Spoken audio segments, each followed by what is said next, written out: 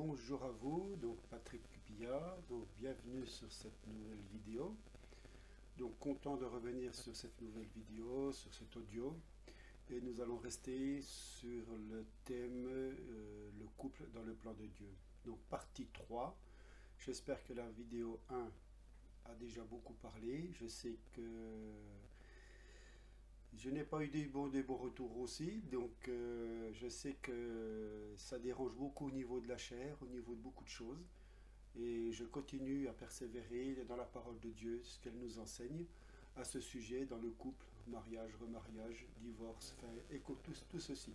Maintenant, nous allons creuser un petit peu plus, nous allons rester pour cette troisième partie sur le couple. Et sur le couple, donc nous allons aller plus en profondeur par rapport à la parole du Seigneur, et dans sa pensée, ce qu'il a prévu pour nous, le couple. On va rester centré sur le couple, et on va comprendre qu'il y a le couple qui marche charnellement, et il y a le couple qui marche spirituellement, et nous allons voir la différence à travers ce message. Donc il faut bien comprendre, et je me le répète par rapport aux dernières la dernière vidéo que j'ai faite, il y a un grand mystère dans le couple. Il faut le savoir, ça. Vous savez que la famille commence par un couple, donc un homme, une femme. Et Dieu a voulu créer l'homme et la femme parce qu'il avait dans son cœur le désir de nous révéler un grand mystère. Et l'apôtre Paul parle bien de ce grand mystère, si on lit vraiment la Bible comme il faut. Et il montre que l'Église du Seigneur Jésus, celle qui allait être appelée pour former le corps du Christ, allait aussi être appelée dans sa parole l'épouse du Seigneur Jésus-Christ. Donc son Église. Et Dieu le Fils de Dieu a prévu dans son plan de se racheter un peuple qui lui appartienne, dans son sang précieux, et ce peuple, il veut le faire renaître à son image. Il veut planter son esprit en lui, le transformer à son image, parce qu'il veut que ce peuple forme l'épouse de son fils. Et c'est pour cela que la relation de couple entre un mari et une femme, c'est quelque chose de sacré. C'est quelque chose qui représente ici sur terre l'union spirituelle de Jésus et de son Église. Donc le mari représente Christ dans la famille et la femme représente l'Église par rapport à Christ. Il y a un grand mystère, dit l'apôtre Paul, et le Seigneur veut nous révéler ce mystère.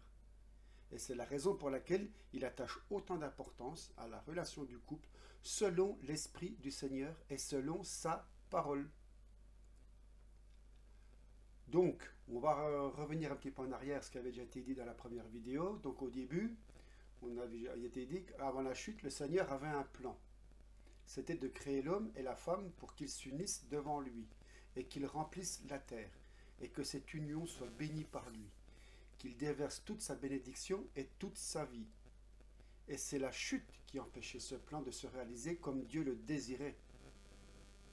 Allons dans le livre de Genèse au chapitre 2 et au verset 7, il est écrit « L'Éternel Dieu forma l'homme de la poussière de la terre. Il souffla dans ses narines un souffle de vie, et l'homme devint un être vivant. » Mot à mot, c'est, on va dire, il devint une âme vivante.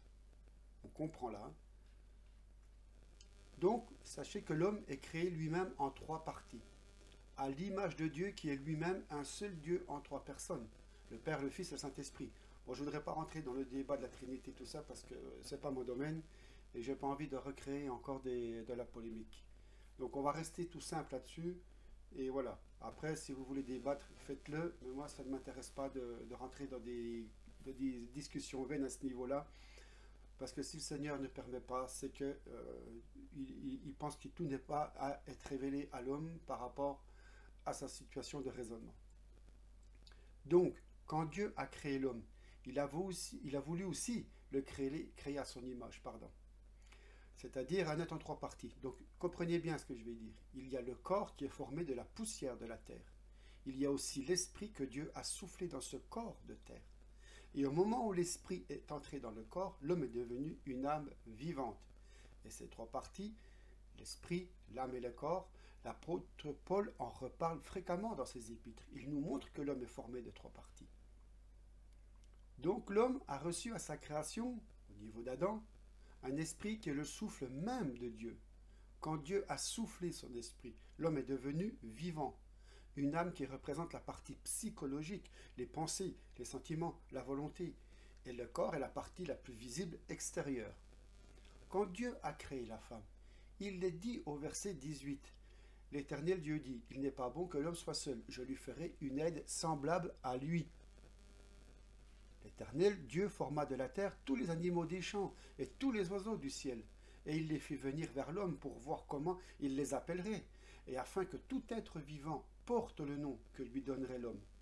Et l'homme donna des noms à tout le bétail, aux oiseaux du ciel et à tous les animaux des champs, mais pour l'homme, il ne trouvait point d'aide semblable à lui. Alors l'Éternel Dieu fit tomber un profond sommeil sur l'homme qui s'endormit. Donc il prit l'une de ses côtes et referma la chair à sa place. L'Éternel Dieu forma une femme de la côte qu'il avait prise de l'homme, et il l'amena vers l'homme. Et l'homme dit, voici cette fois celle qui est os de mes os, de mes os de mes os, et chair de ma chair, on l'appellera femme. Le mot hébreu, ce n'est pas femme, c'est homès. Et là, il y en a encore beaucoup qui coincent, c'est vraiment le féminin de l'homme. Des fois, c'est mal compris par certains. Parce qu'elle a été prise de l'homme, c'est pourquoi, point d'exclamation, et on continue. C'est important ce fameux c'est pourquoi. Pourquoi Dieu a-t-il voulu que l'homme s'attache à sa femme et qu'il ne forme qu'une seule chair? Parce que la femme a été sortie de l'homme. Elle a été sortie de l'homme. Elle est os de ses os et chair de sa chair. Et Dieu l'a créée à partir du corps de l'homme, pour bien montrer que Dieu avait prévu dans son plan que cette femme qui était sortie de l'homme devienne elle-même plus tard un être duquel l'homme va sortir à son tour. On parle des enfants. L'apôtre Paul dit, de même que l'homme n'est pas sans la femme n'est pas sans l'homme. Ah! La première femme a été tirée de l'homme, et ensuite, tous les hommes qui ont suivi sont sortis de la femme. Et pour que les hommes puissent naître de la femme, il fallait que l'homme et la femme s'unissent, et que de cette union sorte un troisième être vivant qui serait l'enfant. Mais quelle grâce! Le mot hébreu qui veut dire connaître sa femme, c'est un mot qui veut dire en français pénétrer dedans. Oui, c'est cru, mais c'est comme ça. Et connaître sa femme, c'est former une seule chair pour que cette union sorte un troisième être vivant qui s'appellerait l'enfant. Pour produire un enfant, il faut deux êtres vivants, un homme et une femme qui s'unissent. Et de cette union sort un troisième être vivant. C'est quelque chose de sacré pour Dieu. Et c'est la raison pour laquelle il dit « c'est pourquoi ». Dans le plan originel de Dieu, il fallait que cet homme s'attache à sa femme pour qu'il ne forme qu'une seule chair. Et l'apôtre Paul ajoutera que l'homme ne détruise donc pas ce que Dieu a uni. Et là, on pourrait parler aussi bien des divorces de ce plan divin, du mariage qu'on a cité déjà dans la première partie, mais aussi la destruction des enfants. Et là, vous voyez où je veux en venir, à tous les niveaux. Que l'homme ne détruise donc pas ce que Dieu a uni. Bon, là, on parle précisément du mariage, et je suis d'accord. Et comment Dieu a voulu que l'homme et la femme s'unissent? Il a voulu que l'homme et la femme s'unissent de la manière décrite au verset 24. L'homme quittera son père et sa mère et s'attachera à sa femme. Ça, on connaît, Et le mot s'attacher, c'est quelque chose de très fort. C'est un attachement qui est à la fois spirituel, psychique et physique, qui touche le cœur, les sentiments, le corps par l'union sexuelle. C'est un attachement complet pour que de cette union, le Seigneur puisse créer des êtres nouveaux qui allaient peupler la terre et qui allaient eux aussi être des réceptacles du Dieu vivant. C'est quelque chose de très important à comprendre, à quel point dans le cœur et la pensée de Dieu, ce plan au départ qu'il avait pour l'homme et la femme était sacré, était précieux pour lui. L'homme quittera son père et sa mère, et il choisira une femme qui le choisira lui. Les deux se choisissent mutuellement. Ils comprennent que dans ce choix, il y a quelque chose de sacré, et ils s'unissent pour créer d'autres êtres vivants. Et c'est Dieu qui les forme en eux, ces êtres vivants. Et il y a là quelque chose que l'homme ne doit pas briser. C'était dans le plan de Dieu au départ. Et si ensuite ce plan a été brisé, Nous savons pourquoi. C'est à cause du péché. Et ce péché a brisé ce plan que Dieu avait dans son cœur. Maintenant, à cause du péché, eh bien, les couples divorcent, les couples se séparent. Cet être qui avait été créé parfait au départ a été maintenant coupé de Dieu par sa chute et par le péché. Étant coupé de Dieu, il est tombé dans la mort. Et la mort a entraîné la mort de tous les êtres humains qui ont suivi. Maintenant, les hommes et les femmes qui naissent d'un père et d'une mère naissent dans le péché. Ils naissent coupés de Dieu. Ils naissent pour mourir.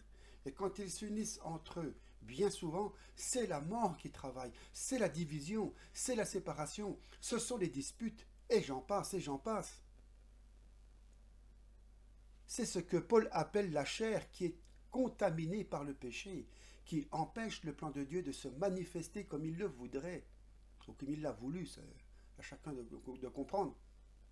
Et c'est la raison pour laquelle que quand maintenant un homme et une femme se marient, même s'ils disent à la mairie ou devant une église quelconque, je parle des églises d'hommes, hein, quand ils disent nous nous marions pour le meilleur et pour le pire, et jusqu'à la mort séparent l'un de l'autre, vous voyez, dans la plupart des cas, ça ne se passe pas comme cela. Aujourd'hui, dans la plupart des cas maintenant, presque une fois sur deux, les couples divorcent, se séparent, se remarient. Et c'est quelque chose qui fait vraiment mal au cœur du Seigneur. Et le Seigneur, lui, quand il veut nous faire venir à la nouvelle naissance, il voudrait restaurer son plan comme il l'a prévu dans son cœur. Il voudrait que ses enfants comprennent que dans le cœur de Dieu, quand un homme choisit une femme pour sa femme, et pour la vie, et qu'une femme choisit un homme pour son mari, c'est pour la vie dans la pensée de Dieu. Mais pour que ça puisse se faire comme Dieu le veut, il faut maintenant que l'homme et la femme retrouvent leur union avec Dieu, personnellement. Un homme et une femme de ce monde qui ne connaissent pas Dieu et qui décident de se marier n'ont pas l'Esprit du Seigneur pour recevoir la vie dans leur couple. Pour que ce couple représente vraiment l'union de Dieu avec son Église, et que le monde voit que dans cette union, il y a une représentation de quelque chose de très fort qui doit durer pour la vie et qui doit montrer la gloire de Dieu sur la terre.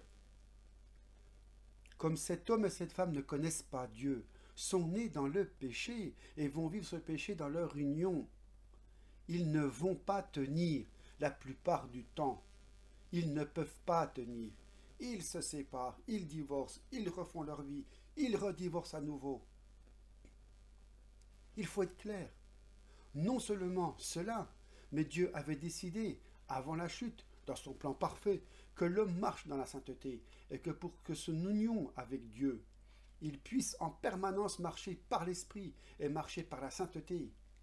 Et cette sainteté exigeait que l'homme et la femme comprennent que la relation sexuelle était réservée à une relation de couple marié. Et donc, toute relation sexuelle avant le mariage ou en dehors du mariage est quelque chose que Dieu n'accepte pas dans son plan parfait. C'est quelque chose qui déplaît à Dieu, dont Dieu ne veut pas. Mais comme la chute est venue et que les hommes ont été coupés de Dieu, ils ne savaient plus ce que Dieu voulait. Et même s'ils l'avaient su, ils n'auraient pas pu s'y conformer, à cause du péché, à cause de la chair et de la puissance de la chair. Mais quand la loi est venue avec Moïse, les hommes ont été incapables d'obéir d'eux-mêmes à la loi que Dieu avait donnée. Et le péché et la mort ont continué à vivre et à se développer jusqu'à la venue de Jésus-Christ. Et ce n'est qu'à la venue de Jésus que nous pouvons vraiment passer par la repentance, passer par une nouvelle naissance en Dieu qui nous permet de rétablir le contact avec Dieu, de recevoir sa vie et son esprit, et de pouvoir marcher comme Dieu le veut. Ceux qui connaissent la parole du Seigneur sont constamment confrontés autour d'eux à des problèmes inextricables pour les hommes, que les hommes ne peuvent pas résoudre. Quelquefois des jeunes qui ont couché ensemble une fois, deux fois, trois fois avant le mariage, avec des femmes différentes, qui ont eu des enfants avec des femmes différentes, qui se marient, qui divorcent, qui se remarient, qui redivorcent, qui se remarient, et j'en passe, qui ont des relations en dehors du mariage, qui se trouvent avec des enfants un peu partout, ils se convertissent. Mais vous voyez le problème que ça peut représenter pour des hommes? Mais c'est impossible à résoudre. Il faut que la puissance du Saint-Esprit vienne pour montrer qu'est-ce que Dieu peut faire maintenant dans ces situations-là. Et chaque cas est différent. Mais notre responsabilité de serviteur de Dieu, c'est d'annoncer la parole pour dire à tout le monde et à l'Église en priorité, voilà ce qu'il y a dans le cœur de Dieu et voilà ce que Dieu demande dans son exigence de Dieu pour que ses enfants marchent dans l'obéissance. Et ce que Dieu demande clairement, c'est que les hommes et les femmes viennent à la connaissance de Jésus le plus tôt possible, dès l'enfance. Il veut que nous amenions nos enfants au Seigneur depuis le début. Vous savez, un enfant peut se convertir dès l'âge de 5 ans. Il peut déjà avoir une conviction de péché à 7, 8 ans. La Bible dit bien que certains rois ont commencé dès l'âge de 8 ans à faire le mal. Et Dieu les a jugés à 8 ans. D'autres, à 8 ans déjà, faisaient le bien et voulaient marcher avec Dieu. Et Dieu les a bénis. Il y a un âge où l'enfant a une conscience de péché et où l'enfant peut venir à la connaissance de Dieu, de Jésus. Il peut donner son cœur à Jésus et déjà marcher avec le Seigneur, étant tout jeune. C'est ça que Dieu veut pour nos enfants. Il veut que nous leur apprenions dès le plus jeune âge ce que Dieu enseigne en matière de mariage, en matière de vie sexuelle. C'est le travail des parents chrétiens d'enseigner cela aux enfants, pour qu'ils sachent quelle est la volonté du Seigneur. Il faut dire, voilà ce qu'il faut dire. Voilà ce que Dieu ordonne. Il ordonne que tu te gardes pur avant le mariage. Il ordonne que tu n'aies aucune relation sexuelle avant le mariage. Il ordonne que tu te gardes pur pour ta femme ou pour ton mari. Il ordonne que tes premières relations sexuelles, tu les aies après le mariage. Et il ordonne aussi que le lit conjugal soit pur. On en reparlera des souillures du lit dans une autre vidéo. Et les parents doivent aussi enseigner aux enfants comment mettre la volonté de Dieu en pratique. Nous savons que nous ne pouvons pas mettre la volonté de Dieu en pratique par la loi. Il ne suffit pas de dire aux enfants, voilà ce que Dieu ordonne pour qu'ils obéissent. Mais qu'est-ce qu'il faut pour obéir? Il faut passer par une nouvelle naissance. Rappelez-le-vous bien. Et il faut que nous apprenions de Dieu à marcher par l'esprit et ne plus marcher par la chair. On trouve parfois des chrétiens qui sont nés de nouveau, mais qui n'ont pas appris à marcher par l'esprit nouveau qu'ils ont reçu. Et ils continuent encore, quelquefois des années après leur conversion, après leur nouvelle naissance, à marcher plus ou moins par la chair, par les passions de la chair. Il y a un combat dans leur cœur. Comme Paul dit à la fin de Romains 7, il dit « Je voudrais faire le bien, mais je ne peux pas. J'aimerais obéir au Seigneur, mais je ne peux pas. Je vois en moi deux lois. Il y a la loi du péché et de la mort. Dans mon cœur, je voudrais obéir au Seigneur, mais dans la pratique, je ne peux pas. » Et combien de chrétiens, combien de jeunes passent par cette situation de combat? Ils sont passés par une vraie conversion, mais en même temps, ils ne savent pas comment marcher par l'esprit. Ils aimeraient servir Dieu, ils aimeraient obéir à Dieu, mais il y a la chair qui est puissante et ils ne savent pas comment s'en sortir. Ils crient à Dieu en disant « Seigneur, misérable que je suis, qui me délivrera de ce corps de mort ?» Et au début du chapitre 8 de Romains, Paul dit au verset 1 « Il n'y a maintenant aucune condamnation pour ceux qui sont en Jésus-Christ, qui marchent non selon la chair, mais selon l'esprit. » Bon, il y a des versions qui omettent ce passage, il faut le rappeler.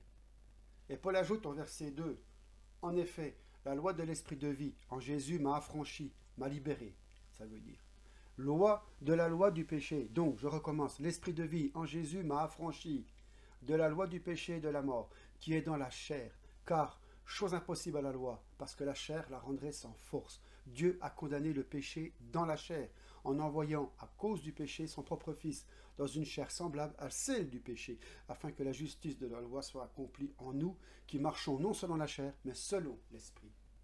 Donc, si quelqu'un est né de nouveau, son esprit a été changé, son esprit est passé par une résurrection.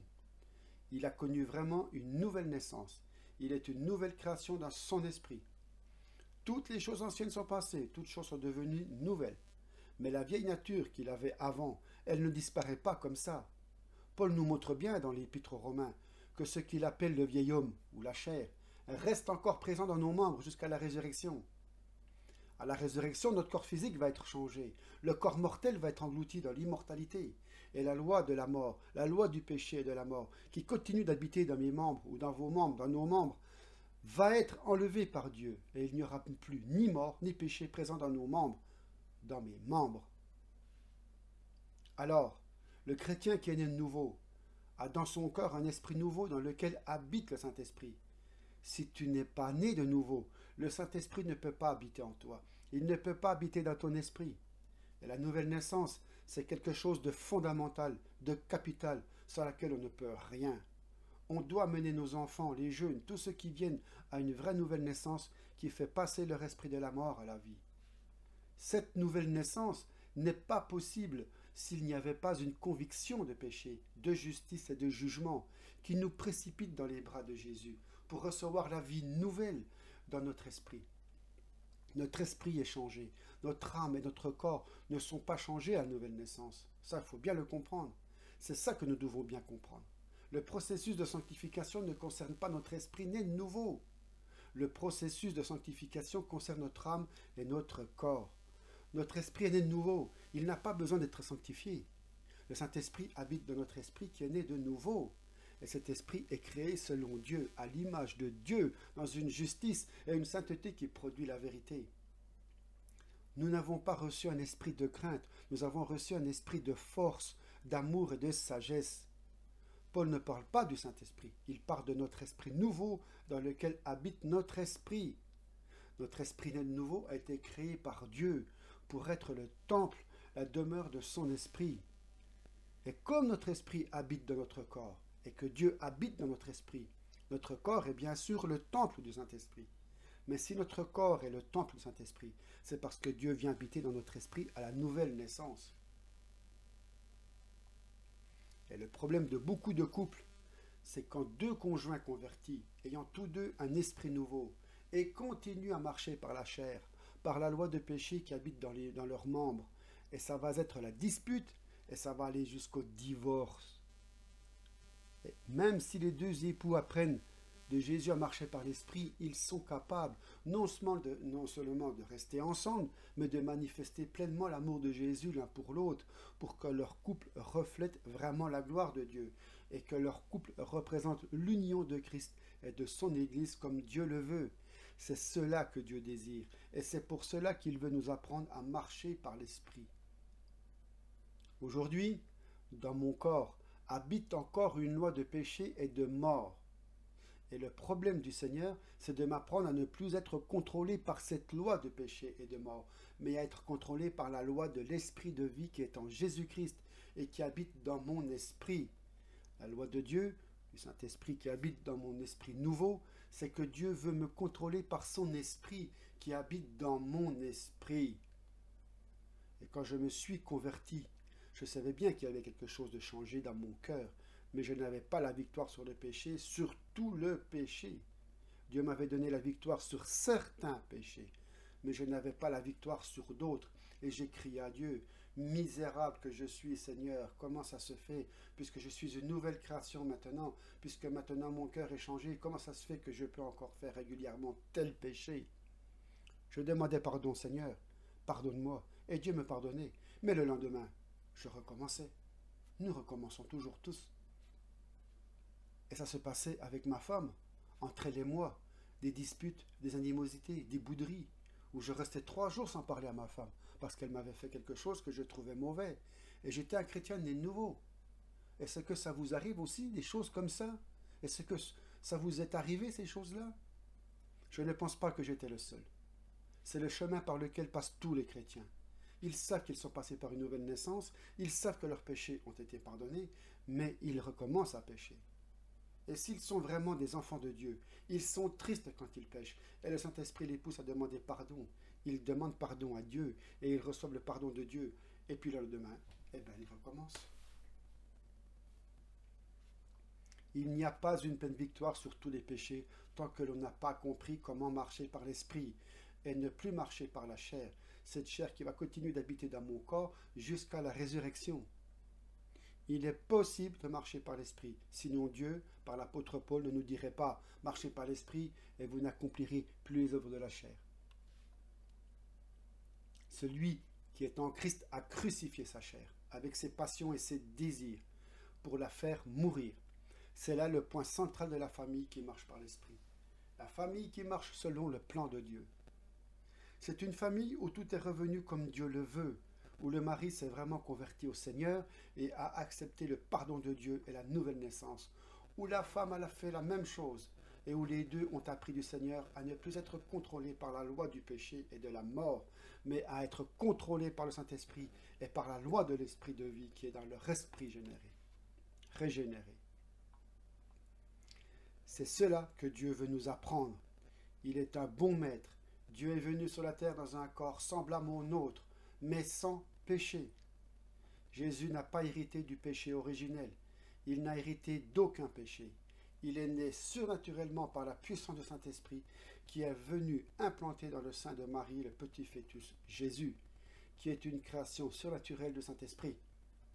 Il n'a pas hérité de Marie la moindre trace humaine de péché originel. Ce n'est pas Marie qui est née semblable, qui est née sans péché, pardon. C'est Jésus qui est né sans péché. Et comme Jésus est venu sans péché dans un corps semblable au nôtre, il était le seul être humain, à part Adam avant la chute, qui ne devait pas mourir puisqu'il était sans péché. La mort est entrée par le péché dans la vie d'Adam et Ève. Jésus, puisqu'il est né sans péché, ne devait pas normalement connaître la mort. Il ne pouvait pas mourir comme les hommes.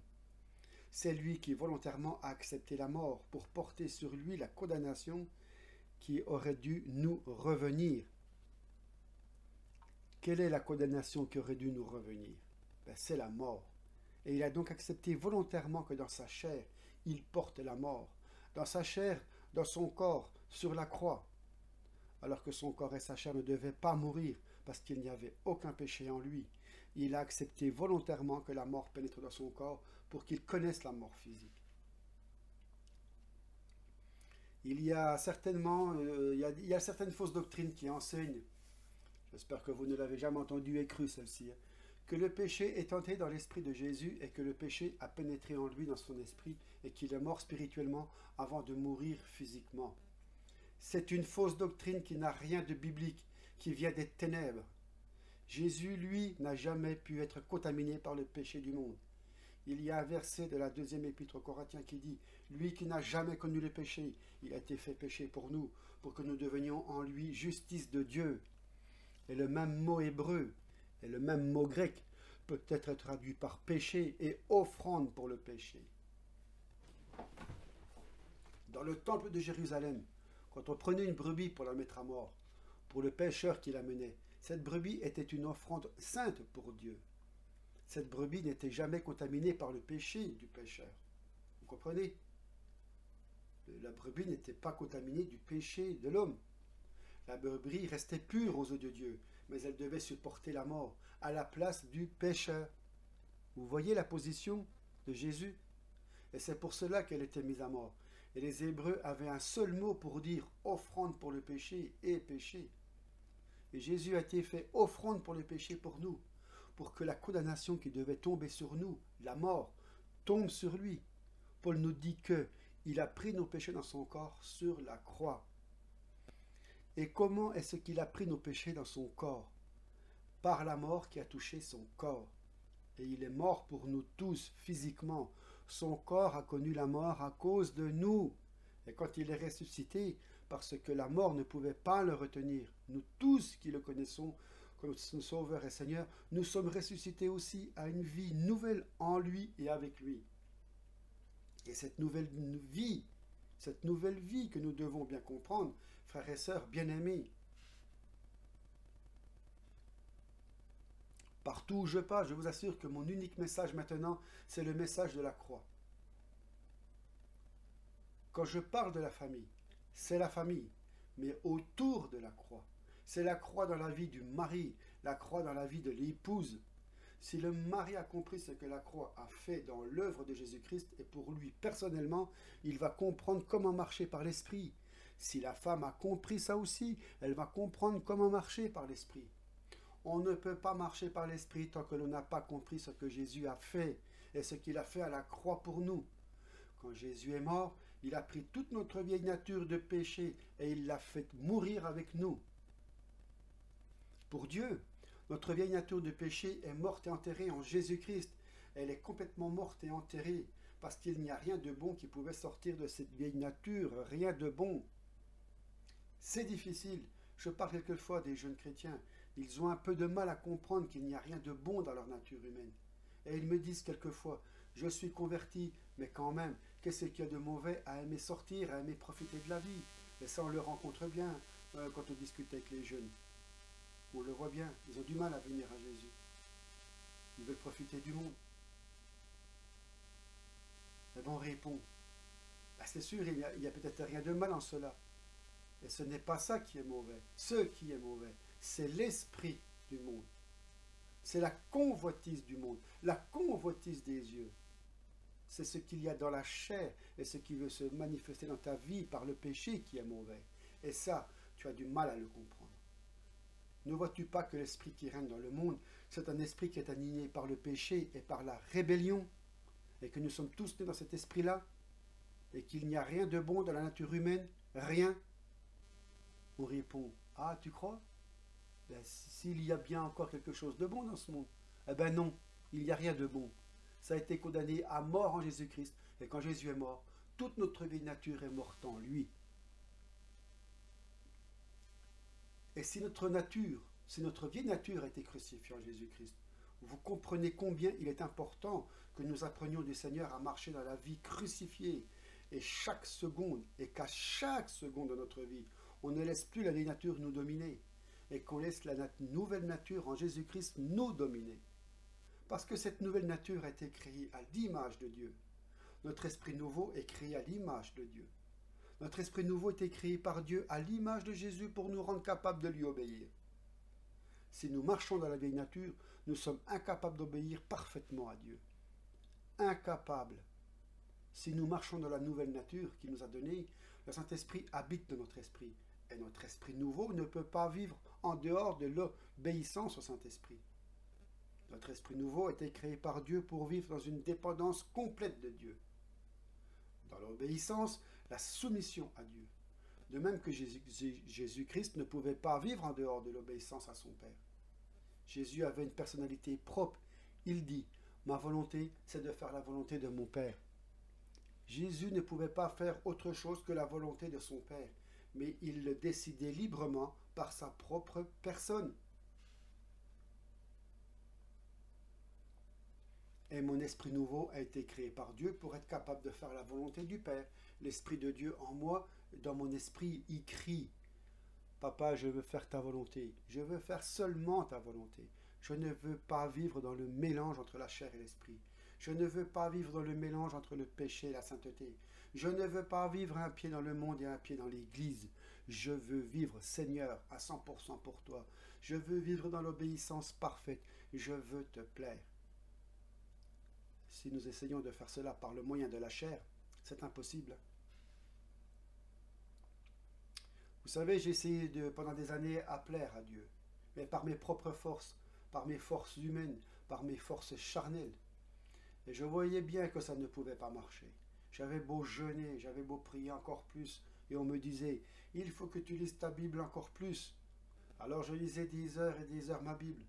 Je me levais peut-être plus tôt pour crier plus tôt, je me couchais plus tard pour crier plus tard, je jeûnais peut-être plus longtemps. Mais ce n'est pas ça qui met la chair à mort. Vous pouvez jeûner 15 jours, ce n'est pas ça qui va tuer la chair. Ça peut même la fortifier. Si c'est fait avec une mauvaise motivation, bien sûr. La seule chose qui va tuer la chair, vous savez ce que c'est? C'est la croix de Jésus-Christ. C'est là où la chair a été tuée par Jésus, mon Seigneur. Moi, je ne peux pas tuer la chair par mes bonnes dispositions, par ma propre volonté. Vous savez, vous pouvez être fidèle à toutes les réunions. Hein. Vous pouvez lire la Bible 10 heures par jour et prier les 14 heures restantes. Hein. Ce n'est pas ça qui va tuer la chair. Hein.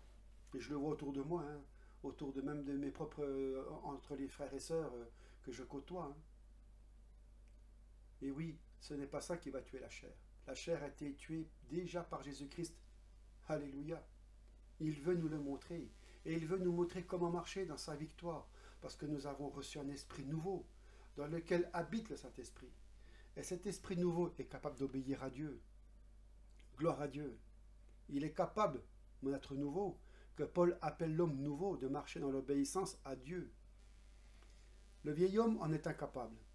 Est-ce que vous marchez conduit par le vieil homme, ou est-ce que vous marchez conduit par l'homme nouveau, qui lui-même est dirigé par le Saint-Esprit?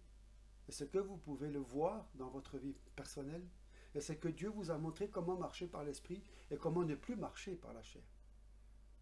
Et je vous assure que quand un mari et sa femme sont passés tous les deux par une nouvelle naissance, et que tous les deux ont appris de Dieu, et continuent d'apprendre à marcher par l'Esprit nouveau que Dieu leur a donné, leur couple n'est plus le même. Leur couple a complètement changé. Il est dit dans la Bible que Jésus est le sauveur parfait, que Jésus est le modèle parfait. Jésus, c'est le modèle parfait du bon mari pour son épouse, l'Église. La loi, c'est un mauvais mari. La loi est pure et sainte, certes, mais la loi, c'est le mari qui dit tout le temps à sa femme, tu dois faire ça, tu ne dois pas faire ça, ce que tu fais là n'est pas bien, fais-le bien. Et il a toujours raison. C'est difficile de vivre avec un mari comme ça. Un mari qui a toujours raison, qui te montre toujours ce qui ne va pas, qui te montre comment il faut faire, et tu n'y arrives pas. Dans Romains 7, Dieu dit que nous sommes morts à ce mari-là, et nous sommes nés de nouveau pour être mariés à un autre, pour que nous recevions dans notre esprit la vie de Dieu, pour pouvoir naturellement obéir à Dieu, sans effort. Alors que si nous nous efforçons d'obéir à Dieu en nous mettant sous la loi de Dieu, par le légalisme de la loi, nous allons beaucoup souffrir et nous n'allons pas y arriver. Dieu a dit, je leur donnerai un cœur nouveau, un esprit nouveau, et je vais inscrire mes lois dans leur esprit, dans leur cœur nouveau. Dieu a inscrit sa parole dans notre esprit nouveau, pour nous rendre capables de marcher selon sa parole, parce qu'elle est inscrite dans nos cœurs par la nouvelle naissance. Cela ne veut pas dire qu'on ne doit plus lire la Bible, hein, au contraire. Parce que plus je lis la Bible dans l'esprit, plus mes yeux s'ouvrent sur le travail merveilleux que le Seigneur a fait dans mon esprit nouveau. Et c'est la lumière qui me conduit. Et c'est parce que le Saint-Esprit habite dans mon esprit que le Saint-Esprit peut expliquer, illuminer cette parole.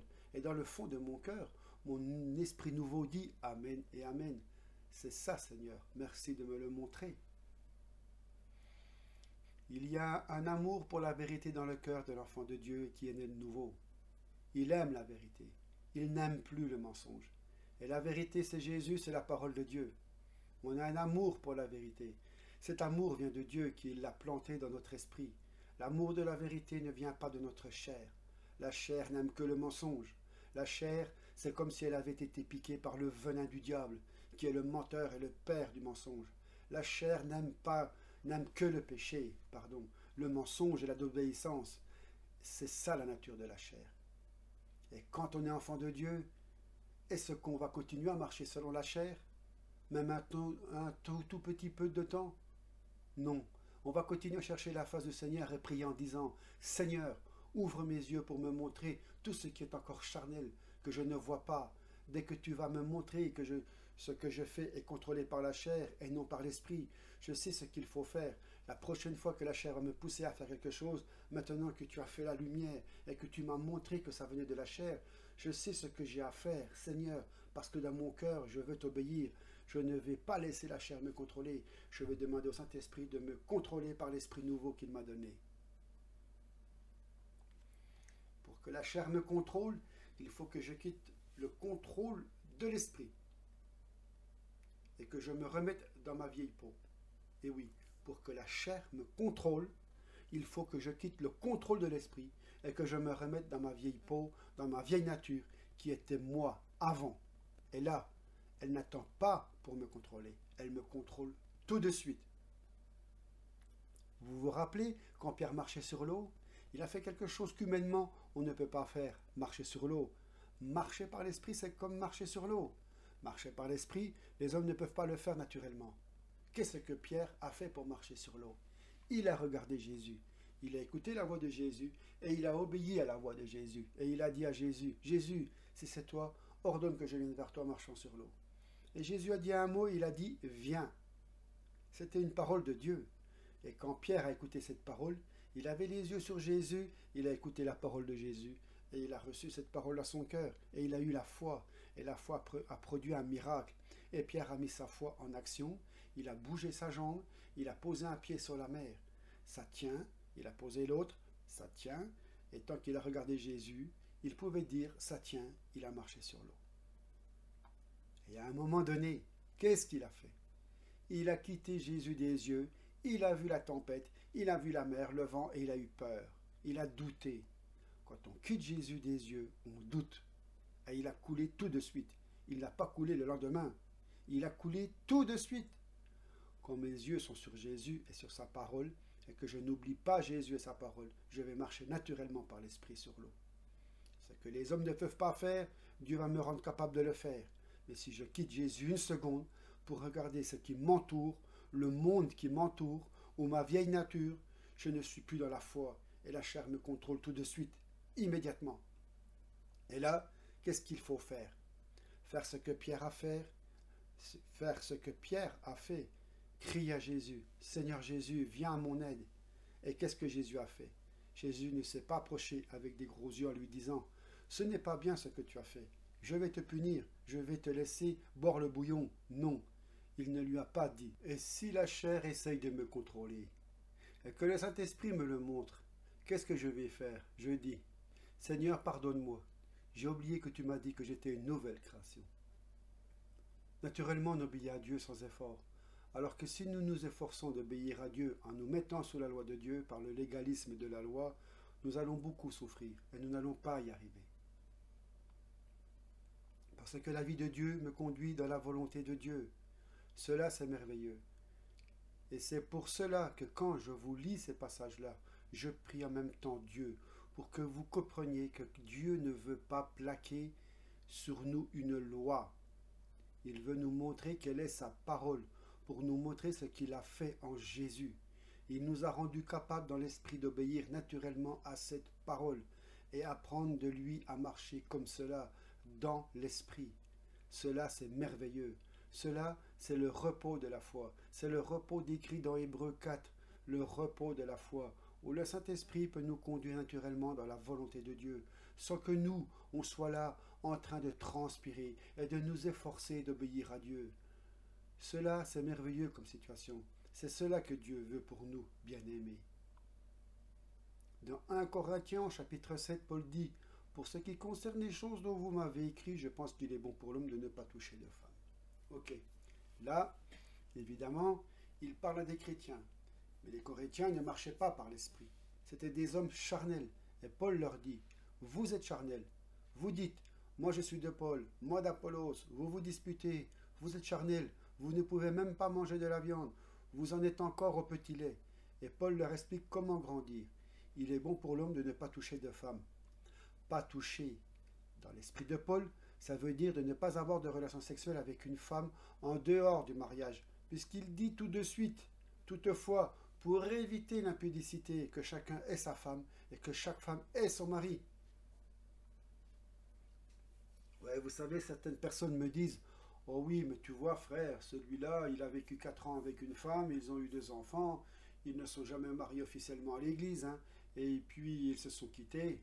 Après, il est retourné 3 ans avec une autre femme sans se marier, il a eu encore 3 enfants, il l'a quitté, et maintenant il est libre de se marier avec qui il veut dans le Seigneur. Bon, on entend toutes des formes comme ça aujourd'hui. On cherche toujours des excuses pour... voilà, enfin bref, je ne vais pas rentrer dans le débat. Moi je dis, attention, c'est grave ce que tu dis là, parce que je veux savoir quelle était la motivation quand ils se sont mis ensemble pour vivre ensemble. Je voudrais savoir la motivation que tu avais toi au moment où tu as choisi cet homme ou cette femme. S'ils ne connaissaient pas le Seigneur, s'ils ne connaissaient pas le Seigneur, je dis bien, ils se sont mis ensemble, comme on dit maintenant, on va essayer. On va se mettre à l'essai pour voir si ça marche. Dans notre temps, on disait à la colle, dans les années 80. Mais si un homme dans mon cœur aime une femme, et que cette femme aime cet homme, et qu'il décide de la prendre pour sa femme chez lui, et de vivre avec elle, sans être passé par l'église, qu'ils ont des enfants, qu'ils restent plusieurs années avec elle, ben moi, j'irai trouver cet homme et je lui dirai en face, tu as choisi cette femme-là comme ta femme. Elle est ta femme devant Dieu. Ne t'imagine pas que tu pourras dire à Dieu, nous ne sommes pas allés à la mairie ni à l'église. Seigneur, alors maintenant, ce n'est pas ma femme. Oh là, loin de là. Hein. Dieu seul voit ce qu'il y avait au fond de ton cœur. Si tu as fait cela par simple fornication, pour coucher avec une femme simplement parce que tu avais des désirs pour elle, Ce n'est pas ça le mariage. Puis encore, attention, je suis d'accord, ce n'est pas ça le mariage. Ça s'appelle de l'impudicité. Mais il faut savoir que par derrière, il y aura des conséquences. Et ça, on en reparlera dans une autre vidéo. Sur cette fornication. Elle aura des conséquences. Et le jour où vous trouverez votre vraie femme, se disant, entre guillemets, il y aura des conséquences de tout ce que vous avez fait avant. Mais ça, on en reparlera dans une autre vidéo. Mais si tu aimais une femme, qu'elle t'aimait, que vous vous êtes mis ensemble, et que vous avez eu des enfants, est-ce que tu crois que Dieu va te laisser partir comme cela, si facilement? Examine bien sérieusement la chose devant Dieu. Quand tu viens de te convertir surtout, c'est sérieux. Ces choses-là, réfléchis bien et demande bien à Jésus quelle est ta position vis-à-vis de cette femme. Tu as des responsabilités vis-à-vis des enfants et de cette femme. Demande bien à Jésus quelle est sa volonté. Dans l'Église primitive, qui connaissait mieux la volonté du Seigneur que nous, le divorce n'était pas permis. Ils savaient que Dieu n'aime pas le divorce. Ils savaient que Dieu hait le divorce. Dans Malachie, au chapitre 3, il le dit, « Je hais le divorce, je hais la séparation ». C'est tellement sacré aux yeux de Dieu, cette union d'un homme et d'une femme qui représente sa propre union avec son peuple, que Dieu hait la séparation et le divorce. Dieu hait la séparation et le divorce, car il connaît les ravages du péché. Ce que Dieu veut, c'est que nous connaissions sa volonté personnelle par sa parole et par son esprit, et que nous ne prenions pas des décisions à la légère dans des situations qui sont si compliquées et si sérieuses. Ce que nous devons connaître, c'est la volonté parfaite de Dieu. La volonté parfaite de Dieu, c'est que nous ne touchions pas de femme avant le mariage. Et quand on décide de prendre une femme pour son épouse, il faut être dans les règles, devant Dieu et devant les hommes, qu'on aille à la mairie et qu'on fasse les formalités, etc., etc. Alors certains peuvent dire, oui, dans la Bible, il n'y a pas de mairie, les anciens n'avaient pas de mairie, ils n'avaient pas d'état civil. Mais sachez, ils avaient des lois qui définissaient ce qu'était qu'un mariage. Pour qu'il y ait un mariage, il faut que l'homme choisisse une femme et que la femme choisisse l'homme librement. Ce n'étaient pas des mariages arrangés ou des mariages forcés. Mais quand les parents disaient, mon fils, nous avons choisi une femme pour toi, c'est le père qui choisissait. Mais il demandait son avis à la fille, contrairement à ce qu'on veut nous faire croire à l'époque, que des fois on mariait les filles, pour la plupart, sous contrainte. Ça peut arriver quand on ne marche pas avec le Seigneur. Comme dans le cas de Rebecca, par exemple. Il lui a dit, allons demander à la jeune fille si elle est d'accord de partir pour se marier avec Isaac, le fils d'Abraham. Relisez la parole.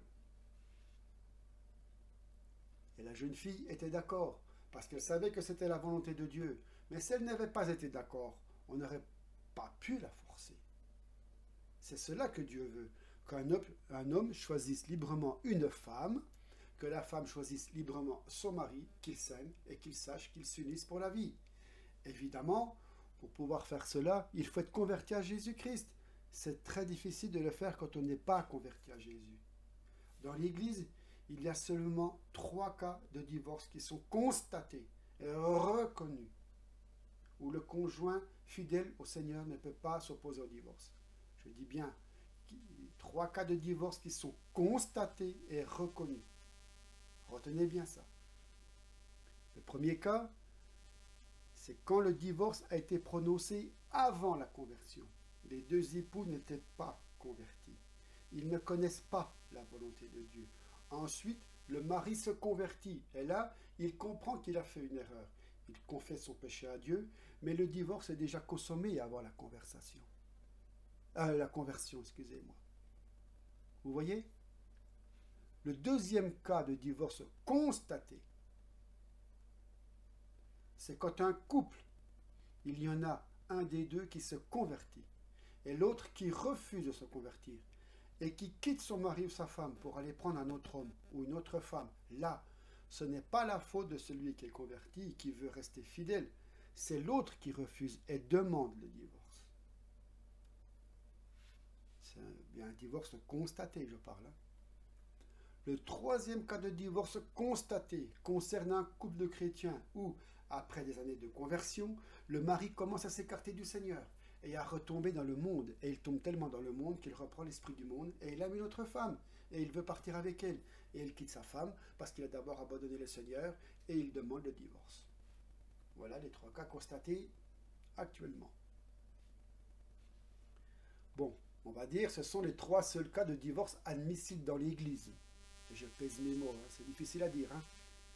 Et Dieu le permet parce qu'il a affaire à des personnes non converties ou qui sont retombées dans le monde et qui décident volontairement de lui désobéir. Donc maintenant, regardez la position que nous nous trouvons dans une situation de divorce, quand nous nous trouvons dans une situation d'adultère, où c'est le mari ou la femme qui a provoqué par l'adultère en étant allé avec un autre homme ou une autre femme. Comprenons bien cette situation. Mais ce n'est pas pour cela qu'on peut permettre aux frères ou à la sœur qui est resté fidèle de se remarier. Attention, nous avons affaire à des frères et sœurs qui sont restés fidèles parce que c'est leurs conjoints qui ont quitté le couple, qui ont commis la faute. Et là, c'est un autre problème. Et si le remariage avait eu lieu avant la conversion, on ne pouvait pas faire autre chose que de constater qu'il y avait eu remariage. Mais le remariage d'un chrétien est nouveau. Que sa femme a quitté parce qu'elle est partie avec un autre ou qu'elle n'était pas chrétienne, c'est quelque chose de très sérieux. Dans la plupart des églises, on prend ce sujet à la légère. Pour ma part, j'ai cherché la volonté de Dieu pendant des années et je suis arrivé à la conclusion claire et nette que Dieu veut que nous restions seuls. Paul dira même aux veuves, vous pouvez vous remarier, Dieu ne vous l'interdit pas puisque vous êtes veuve. Mais j'ai la pensée du Seigneur et je vous conseille de rester seul. Vous serez plus heureuse. Ce n'est pas une obligation que Dieu vous impose, c'est un conseil que je vous donne. Vous serez plus heureuse de rester seul. Mais il ne dit pas cela pour ceux qui sont mariés et qui ont été abandonnés par leur femme ou leur mari. Je vous lis ce passage dans 1 Corinthiens au chapitre 7. Je reprends le verset 3. Que le mari rende à sa femme ce qu'il lui doit et que la femme agisse de même envers son mari. Il parle de relations sexuelles. La femme n'a pas autorité sur son corps, mais c'est le mari qui a autorité sur le corps de sa femme. Et pareillement, le mari n'a pas autorité sur son propre corps, mais c'est la femme. Ne vous privez pas l'un de l'autre, si ce n'est d'un commun accord pour un temps, afin de vaquer à la prière, puis retournez ensemble, de peur que Satan ne vous tente par votre incontinence. Je vous dis cela par condescendance, je n'en fais pas un ordre, je voudrais que tous les hommes soient comme moi, c'est-à-dire libres du besoin sexuel. Mais chacun tient de Dieu un don particulier, l'un d'une manière, l'autre d'une autre. Le plan de Dieu, c'est que l'homme ne reste pas seul et que l'homme se marie avec son épouse. Et le plan de Dieu, c'est qu'il ait des relations sexuelles, d'abord pour avoir des enfants, mais aussi pour manifester leur communion spirituelle, psychique et physique dans le Seigneur.